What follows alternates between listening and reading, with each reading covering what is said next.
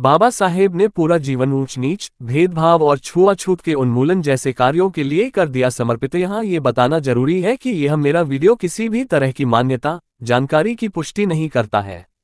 किसी भी जानकारी या मान्यता को अमल में लाने से पहले संबंधित विशेषज्ञ से सलाह ले। बाबा साहेब डॉक्टर भीमराव अंबेडकर की आज जयंती है। उन्होंने समाज को भेदभाव और छुआछूत दूर करने का संदेश दिया, जिसमें काफी कामयाबी मिली।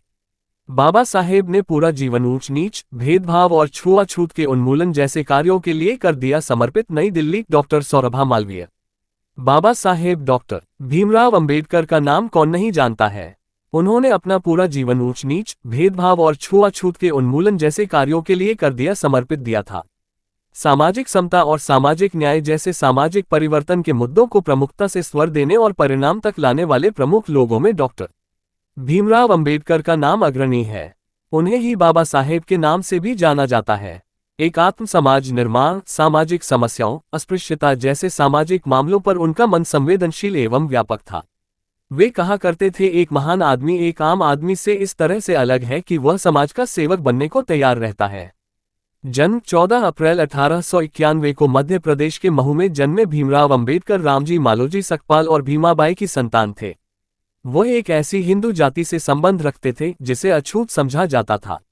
इस कारण उनके साथ समाज में भेदभाव किया जाता था। उनके पिता भारतीय सेना में सेवारत थे। पहले भीमराव का उपनाम सकपाल था, पर उनके पिता ने अपने मूल गांव अंबाड़वे के नाम पर उनका उपनाम अंबाव देकर लिखवाया, जो बाद में अंबेडकर हो गया। पिता की सेवानिवृत्ति के बाद उनका परिवार महाराष्ट्र के सतारा चला गया। उनकी मां की मृत्यु के बाद उनके पिता ने दूसरा विवाह कर लिया और बॉम्बे जाकर बस गए।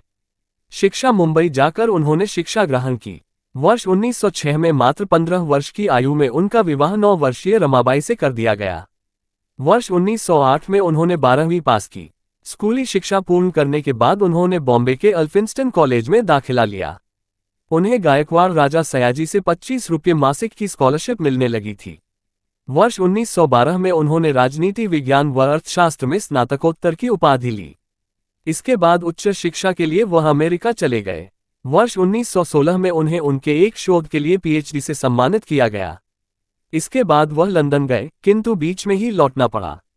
आजीविका के लिए इस बीच उन्होंने कई कार्य किए। वह मुंबई के Sydenham college of commerce and economics में राजनीतिक अर्थव्यवस्था के प्राध्यापक भी रहे। इसके पश्चात एक बार फिर वह इंग्लैंड चले गए। वर्ष 1923 में उन्होंने अपना शोध रुपये की समस्याएं को पूरा किया। उन्हें लंदन विश्वविद्यालय द्वारा डॉक्टर ऑफ साइंस की उपाधि प्रदान की गई। उन्हें ब्रिटिश बार में बैरिस्टर के रूप में प्रवेश मिल गया। स्वदेश लौटते हुए भीमराव अंबेडकर 3 महीने जर्मनी में रुके और बॉन विश्वविद्यालय में उन्होंने अर्थशास्त्र का अध्ययन जारी रखा। 1927 में कोलंबिया विश्वविद्यालय ने उन्हें पीएचडी की उपाधि प्रदान की। बचपन से ही छुआछूत से जूझना पड़ा। अंबेडकर को बचपन से ही अस्पृश्यता से जूझना पड़ा।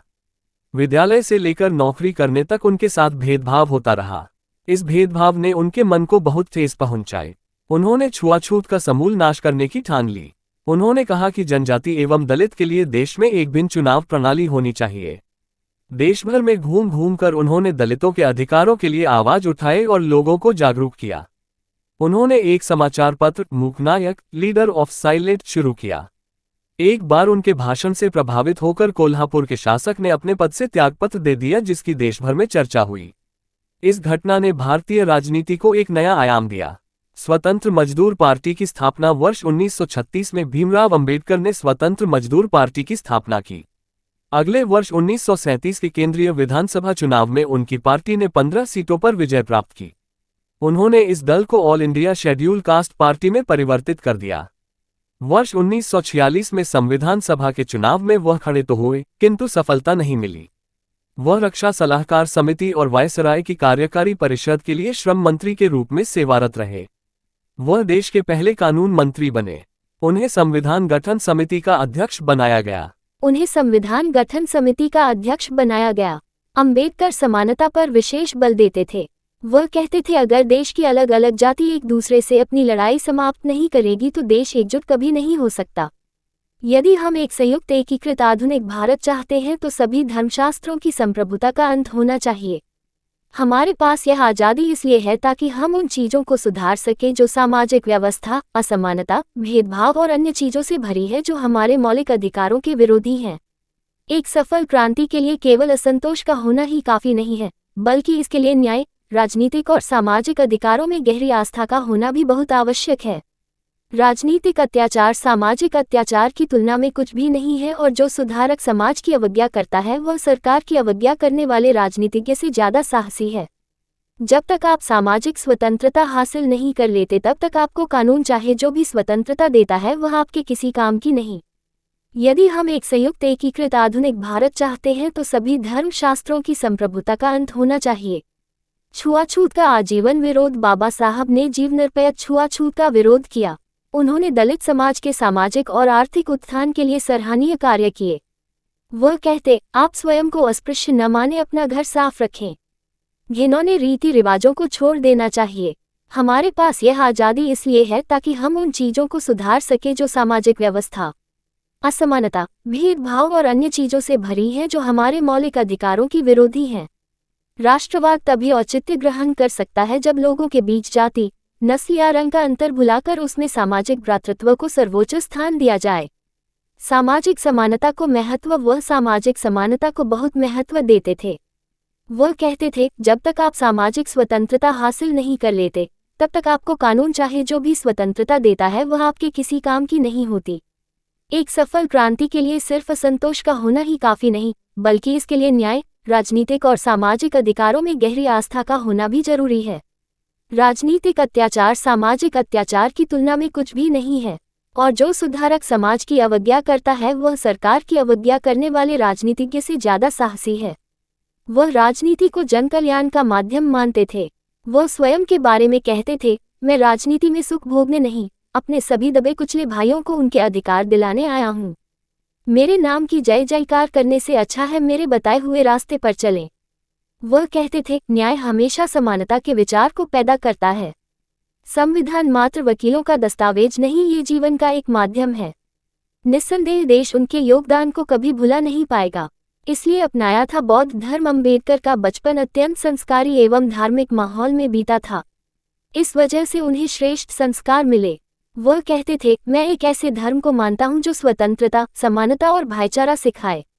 वर्ष 1950 में वह एक बौद्धिक सम्मेलन में भाग लेने के लिए श्रीलंका गए जहां वह बौद्ध धर्म से अत्यधिक प्रभावित हुए। स्वदेश वापसी पर उन्होंने बौद्ध धर्म के बारे में पुस्तक लिखी। उन्होंने बौद्ध धर्म ग्रहण कर लिया। वर्ष 1955 में उन्होंने भारतीय बौद्ध महासभा की स्थापना की। 14 अक्टूबर 1956 को उन्होंने एक आम सभा आयोजित की जिसमें उनके 5 लाख समर्थकों ने बौद्ध धर्म अपनाया। कुछ समय पश्चात 6 दिसंबर 1956 को उनका निधन हो गया। उनका अंतिम संस्कार बौद्ध धर्म की रीति के अनुसार किया गया। वर्ष 1990 में मरणोपरांत उन्हें देश के सर्वोच्च नागरिक सम्मान भारत रत्न से सम्मानित किया गया। कई भाषाओं के ज्ञाता बाबा साहब ने अनेक पुस्तकें भी लिखी हैं। बाबा साहब ने अंग्रेजी में वेटिंग फॉर ए वीजा नाम से अपनी आत्मकथा लिखी। इसमें उन्होंने एक घटना का जिक्र किया है जो आंखें खोलने वाली है। ये घटना काठियावाड़ के एक गांव के एक शिक्षक की थी। गांधी द्वारा प्रकाशित पत्रिका यंग इंडिया में ये घटना एक पत्र के माध्यम से 12 दिसंबर 1929 को सामने आई।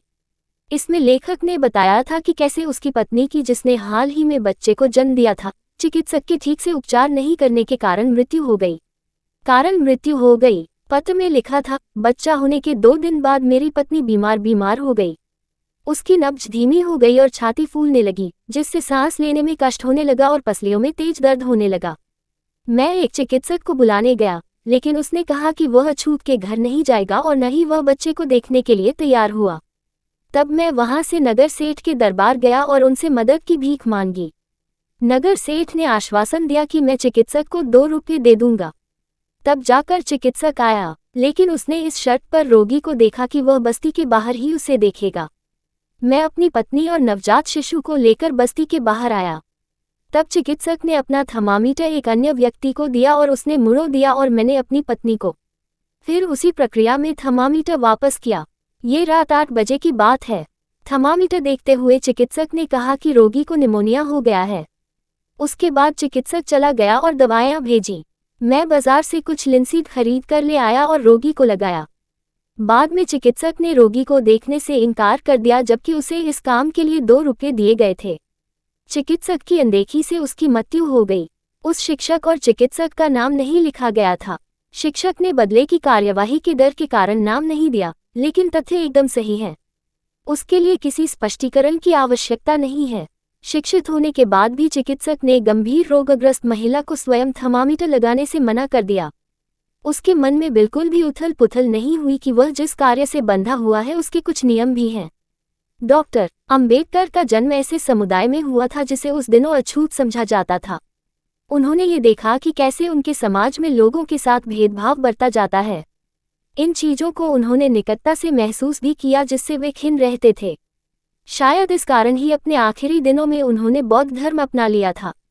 सामाजिक न्याय के मसीहा रहे डॉक्टर भीमराव अंबेडकर ने अपना संपूर्ण जीवन ऊंच नीच, भेदभाव, छुआछूत के उन्मूलन जैसे सामाजिक कार्यों के लिए समर्पित कर दिया। लेखक माखनलाल चतुर्वेदी राष्ट्रीय पत्रकारिता विवि में सहायक प्राध्यापक हैं।